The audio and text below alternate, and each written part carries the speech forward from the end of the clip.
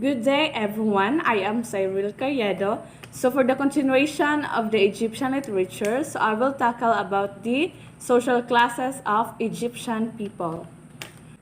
So the ancient Egyptian people were grouped in a hierarchical system with the pharaoh at the top and farmers and slaves at the bottom.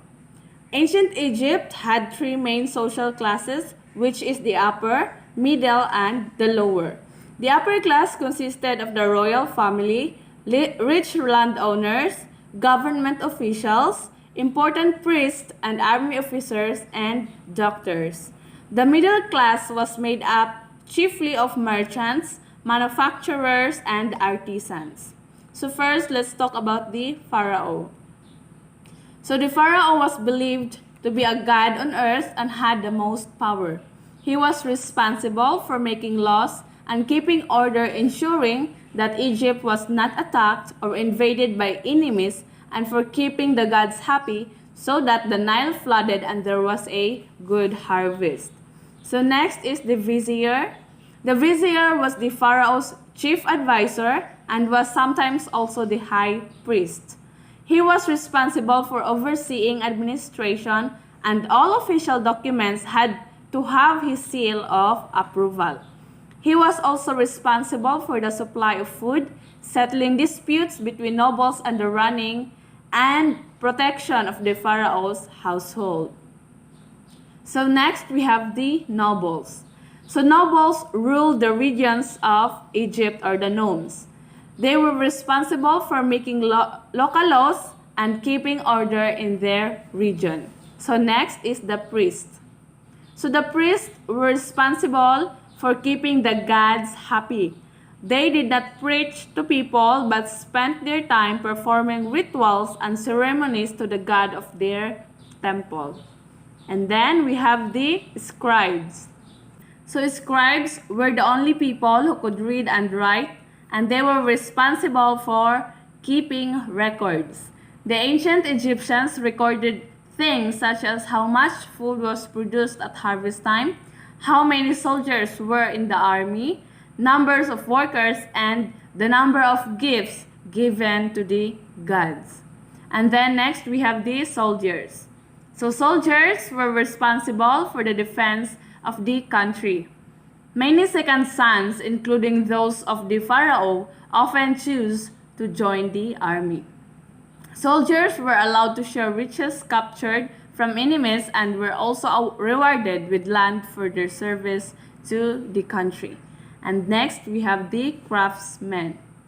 So craftsmen were skilled workers such as pottery makers, leather workers, sculptors, painters, weavers, jewelry makers, shoemakers, and tailors.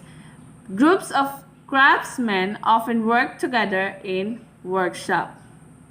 And then we have the farmers. So farmers worked the land of the pharaoh and nobles and were given housing, food, and clothes in return. Some farmers rented land from nobles and had to pay a percentage of their crop as their rent. And next we have at the lower stage we have the slaves. So there were no slave markets or auctions in ancient Egypt. Slaves were usually prisoners captured in war. Slaves could be found in the households of the pharaoh and nobles, working in mines and quarries and also in temples. So our next topic was all about the Egyptian version of the beginning of the world.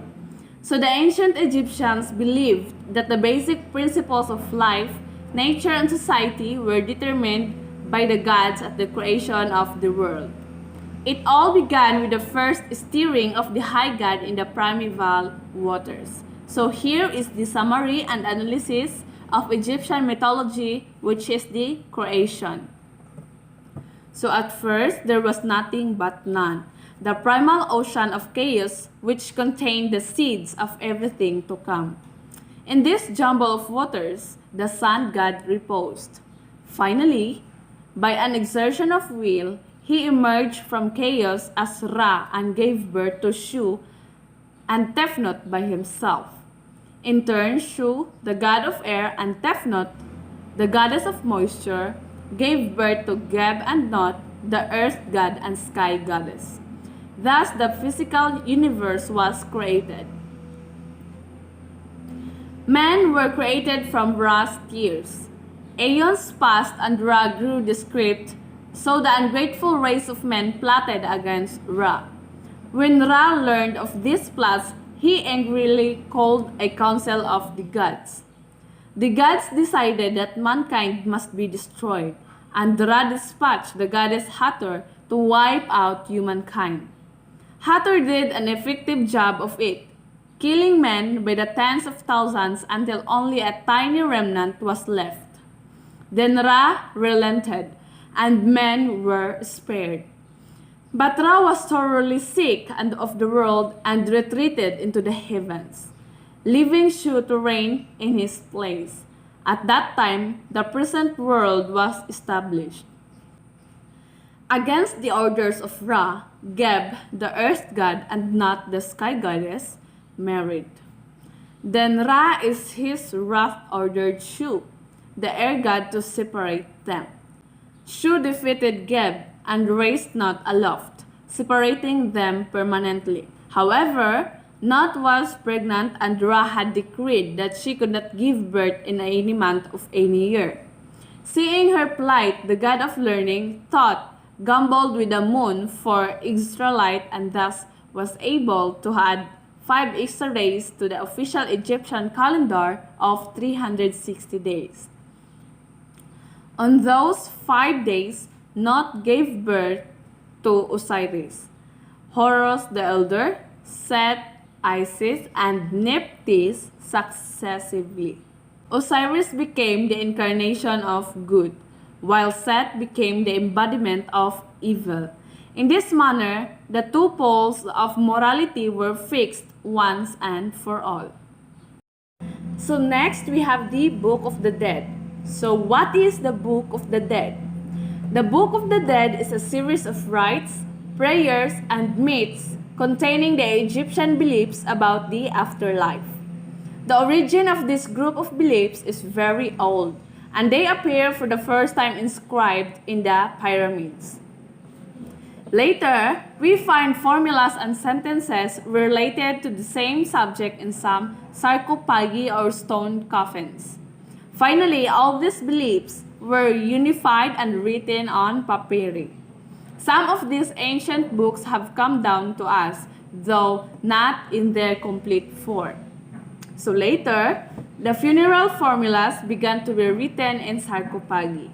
The language used in the sarcophagi is clearer than that of the pyramids, and in addition, the authors began to include drawings and colors. On the other hand, the texts on the pyramids were meant only for the pharaoh. However, the text in the sarcophagi could be for other people. They were very expensive, so only powerful and important people could be buried in sarcophagi with these types of text embedded in it. Finally, funerary texts began to be written in materials more economical than the previous ones. First, they were written on the fabrics with which the dead be mummified, or which the dead were mummified. In this way, the deceased had with him everything he or she needed to face the journey into the afterlife. So later, all these prayers, spells, and beliefs were collected and written on papyrus, forming books or scrolls. The books were left in the tomb to help the deceased. So the best preserved and most complete Book of the Dead is the Papyrus of Ani.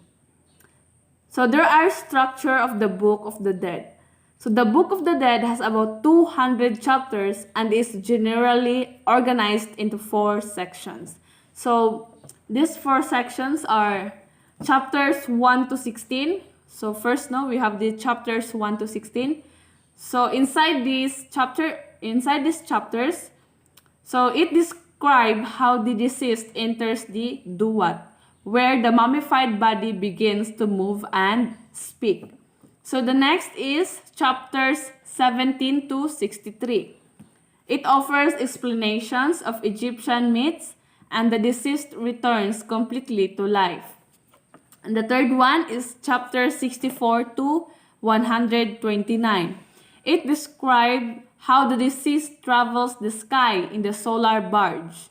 At sunset, he goes before Osiris, or the god of the afterlife, to be tried. So the last one is we have the chapters 130 to 189. It explains that if the judgment has been favorable, the deceased enters heaven with the other gods. So that's all for my report. Thank you for listening.